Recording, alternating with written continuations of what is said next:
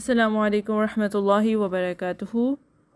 قرآن ایک نور ہدایت ہے، جیسے اللہ سبحانہ تعالیٰ سورہ قصص میں فرماتے ہیں نا، فَمَنِ اهْتَدَىٰ فَإِنَّمَا يَهْتَدِي لِنَفْسِهِ، تو جو کوئی ہدایت پا گیا تو بے شک وہ ہدایت پائے گا اپنے ہی نفس کے لیے۔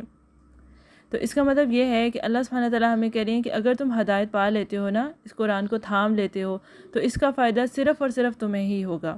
اس کا فائدہ تب کسی اور کو ہوگا جب تم ہدایت پہ آنے کے بعد لوگ تمہیں فالو کریں گے۔ جیسے حدیث کا مفہوم آتا ہے نا کہ جب کوئی انسان آپ کی وجہ سے ہدایت پا لیتا ہے نا، تو وہ 100 سرخ اونٹوں سے بہتر ہے۔ تو آپ یہ سوچیں کہ اگر ہم ہدایت پر آتے ہیں اور ہم کسی کو نیکی کا حکم دیتے ہیں اور وہ انسان ہماری وجہ سے نیکی کرنے لگ جاتا ہے، تو اس کا ریوارڈ بھی ہمیں ہی ملے گا۔ تو اسی طریقے سے اس کے اپوزٹ اگر ہم دیکھتے ہیں کہ اگر آپ کی وجہ سے کوئی گناہوں میں ملوث ہو جاتا ہے یا آپ کے سٹیٹس کو دیکھ کر کوئی آگے گناہ کو اور برائی کو پھیلا رہا ہے، تو اس کا گناہ بھی آپ کے ہی نامہ اعمال میں جائے گا۔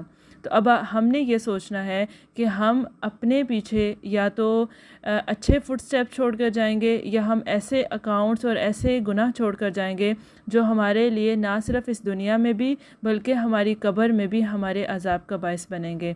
اب یہ ڈیسیژن ہمارا ہے، کیونکہ اللہ سبحانہ تعالیٰ نے ہمیں بتا دیا ہے کہ اگر تم ہدایت پاؤ گے تو اس کا الٹیمیٹ جو رزلٹ ہے وہ اس کا فائدہ تمہیں خود ہی ہوگا۔ تم اس سے ہی فائدہ حاصل کرو گے۔ تم خود ہدایت پر آؤ گے تو اس کے ذریعے اور لوگ بہت زیادہ ہدایت پر آئیں گے۔ تو جب وہ لوگ ہدایت پر آئیں گے تو ان کا ریوارڈ بھی تمہارے حصے میں آئے گا، تو تمہارے درجات بلند ہو جائیں گے، اللہ کی رحمتیں تم پر نازل ہوں گی اور اللہ کی رضا تمہیں ملے گی اور اللہ کا قرب حاصل ہوگا۔